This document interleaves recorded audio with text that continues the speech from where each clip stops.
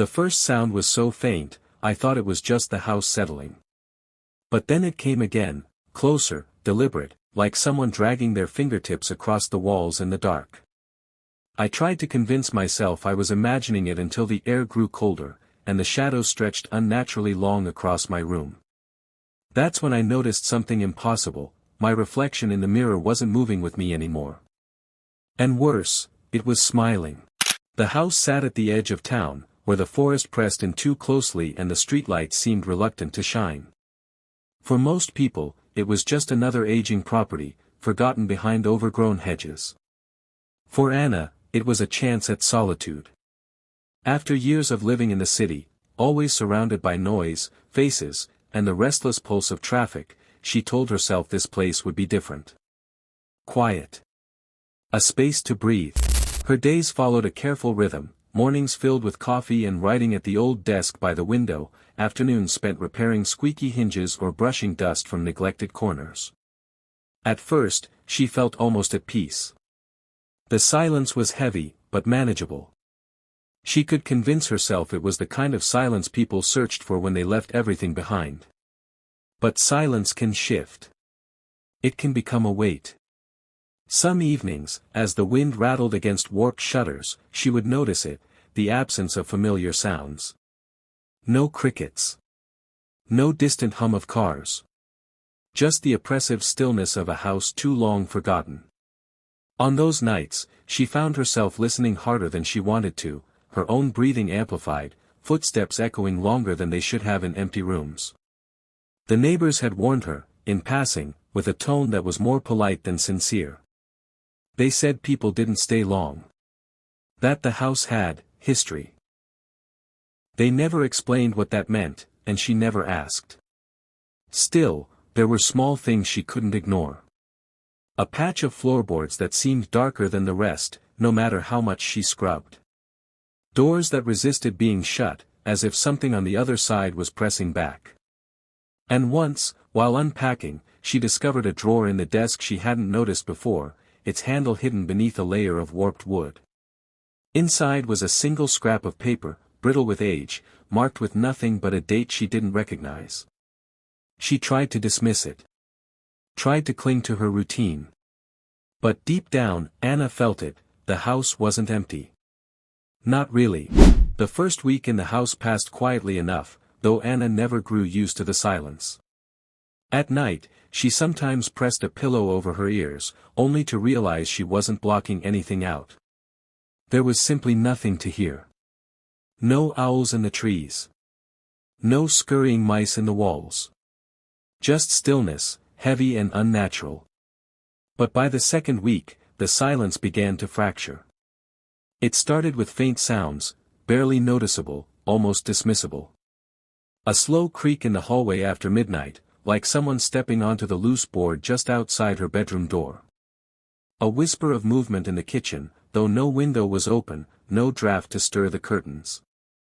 She told herself the house was settling. Oldwood always had a voice. But then came the smell. One evening, as she boiled water for tea, she caught the faintest trace of something acrid, burnt, metallic, like iron left to rust in the rain. She checked the stove. Clean. The pipes. Nothing. The scent clung to the air long after she had abandoned the kettle, lingering in her throat, making the water taste bitter even when she drank it cold. The following morning, Anna found her coffee mug in the middle of the living room floor. She remembered setting it on the desk the night before, half finished, ring of liquid staining the wood. Now it was upright on the rug, perfectly placed, not a drop spilled. She wanted to believe she had moved it herself, that she'd carried it absent-mindedly while tired. But the placement was too neat, too deliberate, like someone had taken care to put it exactly there. The house began to toy with her in small ways. A book she left open face down on the desk would be closed when she returned. The window she cracked to let in air was sealed shut by morning. And once, when she climbed the stairs after dusk, she swore she saw a figure just at the landing, a sliver of pale movement, gone when she blinked. Her dreams grew worse. In sleep, she would wander the halls barefoot, searching for the source of a low hum vibrating through the walls. She could never find the room it came from. Always, the sound receded, luring her deeper, until she woke with her sheets twisted and damp with sweat. The taste of metal coated her tongue, the same bitter tang that haunted her kitchen. By the third week, she stopped sleeping altogether. It wasn't fear, not yet, but something sharper, an alertness she couldn't shake, as if she were being watched. She would feel it strongest at night, sitting at her desk with her back to the mirror that hung on the wall. She avoided looking into it. She couldn't explain why, only that every time she passed by, she expected to see something there that wasn't her. The discovery came on a Thursday. Rain hammered the roof, filling the gutters until they overflowed. The house smelled damp, musty, its wood swollen with moisture. She had gone into the study, searching for candles in case the power failed, when her eyes fell on the drawer she had found before, the one with the hidden handle. This time, she noticed more. The wood around the drawer had warped further from the rain, revealing the faint outline of something scratched into the surface. She bent closer. They weren't scratches. They were words, jagged and shallow, as if carved with desperation into the wood. "It's still here." Her throat closed. She yanked the drawer open. The scrap of paper with the date remained, brittle and yellow. But this time, another object rested beside it, a small key, blackened with age, its teeth sharp and uneven. The storm worsened as she turned the key over in her palm. The house shuddered with the wind, the walls groaning. A hollow knock echoed from somewhere upstairs, steady, measured, like someone rapping a fist against the wall. She froze, listening. 3 knocks. Silence. Then 3 again. Her instinct screamed not to move, not to acknowledge it. But the sound grew louder, closer, as though it were traveling down the hallway toward her. And then it stopped. When she finally dared to breathe, she noticed the key was warm in her hand. Almost burning. She dropped it, and it landed on the paper with a metallic clink that seemed far too loud for such a small thing. That night, Anna barricaded her bedroom door with a chair. It was childish, she knew, but the memory of the knocks pressed against her chest like a weight. She left the lamp on, curled up on top of the blankets, listening. At some point, exhaustion overtook her. She awoke hours later to darkness. The lamp had gone out. Not burned out, but unplugged. The cord lay on the floor, stretched taut across the room, as though someone had yanked it from the wall. And in the faint glow of moonlight, she saw the chair. It was no longer braced against the door. It stood neatly in the corner, facing her bed. By the 4th week, Anna's reflection in the mirror began to betray her. At first, it was subtle, the angle of her head slightly wrong, the blink delayed by a second. Then one night, while brushing her hair, she dropped the comb. When she bent to retrieve it, her reflection didn't move. It only stared, unblinking, smiling faintly as she straightened again. She smashed the mirror that same night. But the next morning, shards she hadn't swept properly glittered on the floor, each one catching her eye like 100 tiny reflections, each smiling just a little too wide. Sleep-deprived, trembling, Anna began to pace the house at night, unwilling to close her eyes. Every sound became suspect, the drip of water in the pipes, the rattle of shutters in the wind. Sometimes she would catch her own name whispered, faint and drawn out, from the end of the hallway. One evening, after hours of pacing, she noticed the smell again. The acrid, metallic tang stronger than ever, seeping from beneath the floorboards. She followed it, dizzy with the stench, until she reached the darkened patch of wood in the hallway, the one that never lightened, no matter how much she scrubbed. Her hand trembled as she touched it. The wood felt damp, almost soft. And when she pressed harder, it gave beneath her fingertips, like flesh. That was when the knocking returned. Not from upstairs this time, but directly beneath her feet. 3 sharp, deliberate knocks. She stumbled back, choking on the air, her pulse crashing in her ears. The smell grew overwhelming, suffocating. She knew, with sudden clarity, that whatever was beneath that patch of wood had not been buried deep enough. And now, it wanted out. Anna could no longer ignore the thing beneath the floor. For days, the knocking returned, irregular and taunting. Sometimes a slow rhythm, patient, almost playful. Sometimes furious, hammering until the air vibrated with its violence.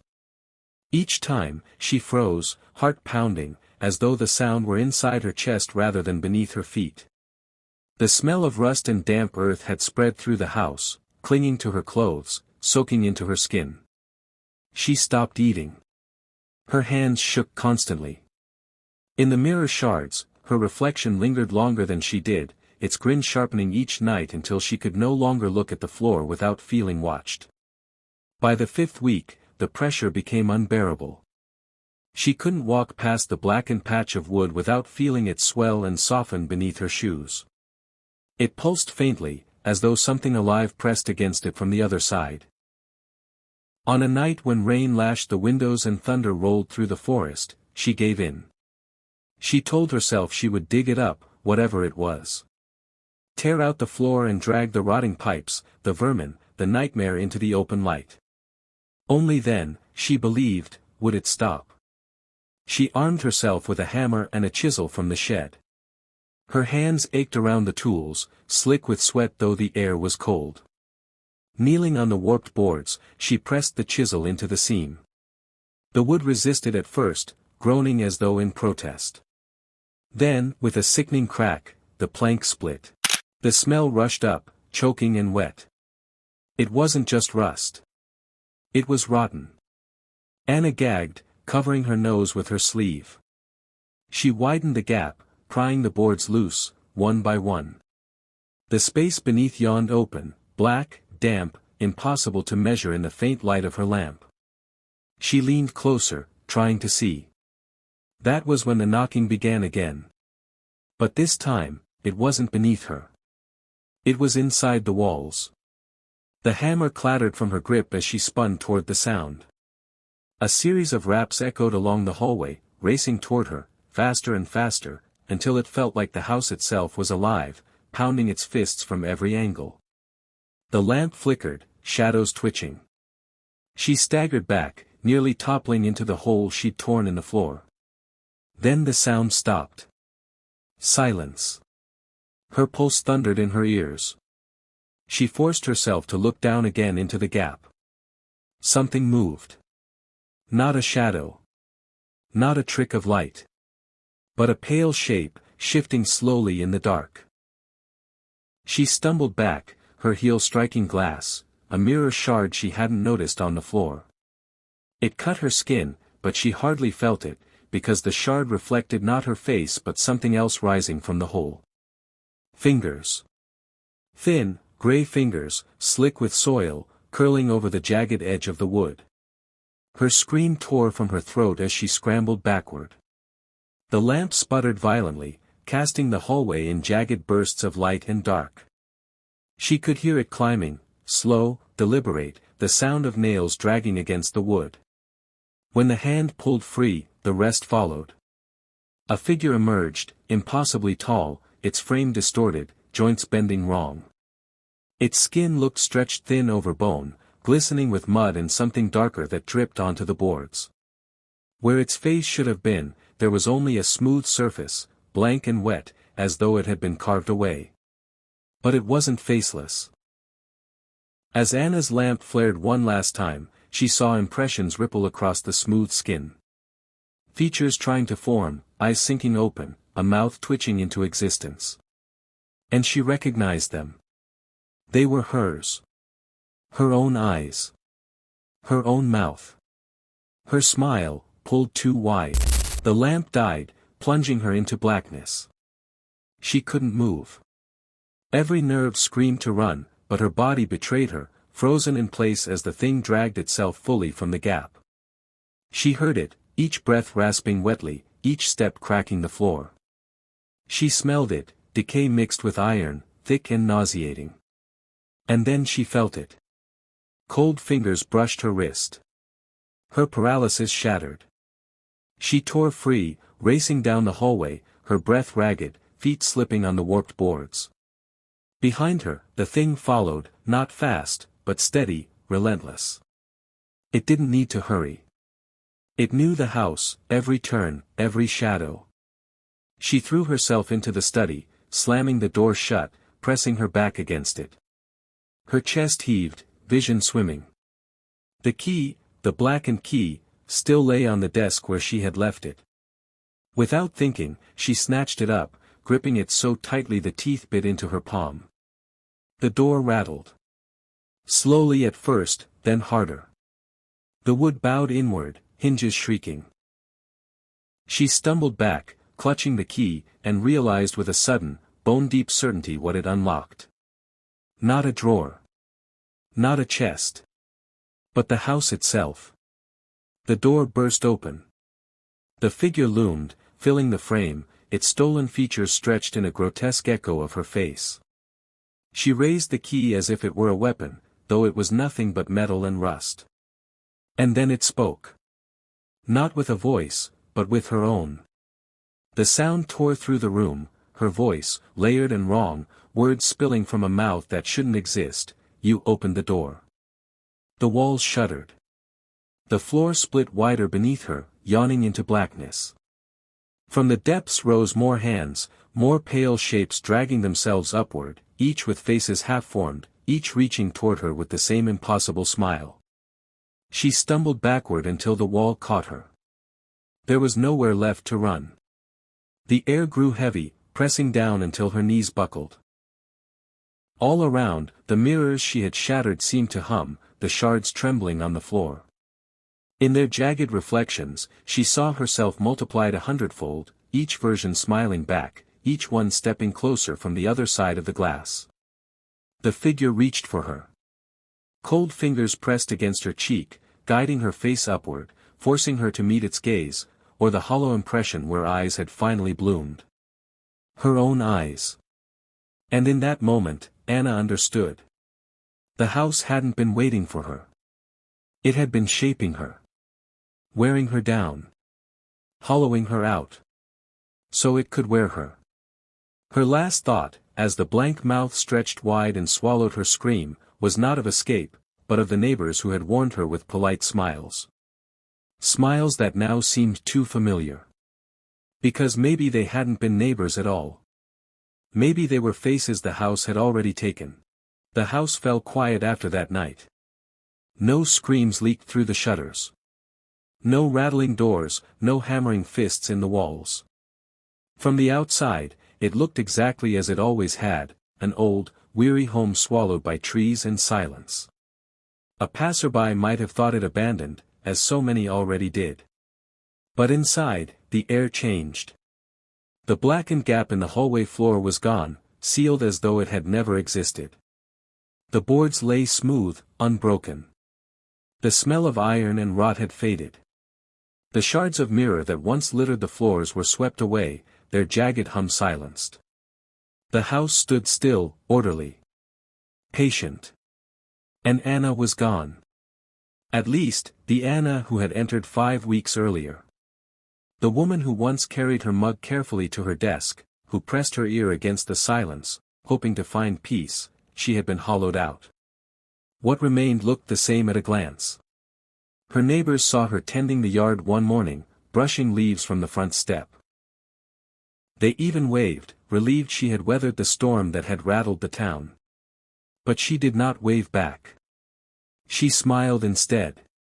Too long, too wide. The exact smile they had seen before, on others who hadn't stayed long in that house.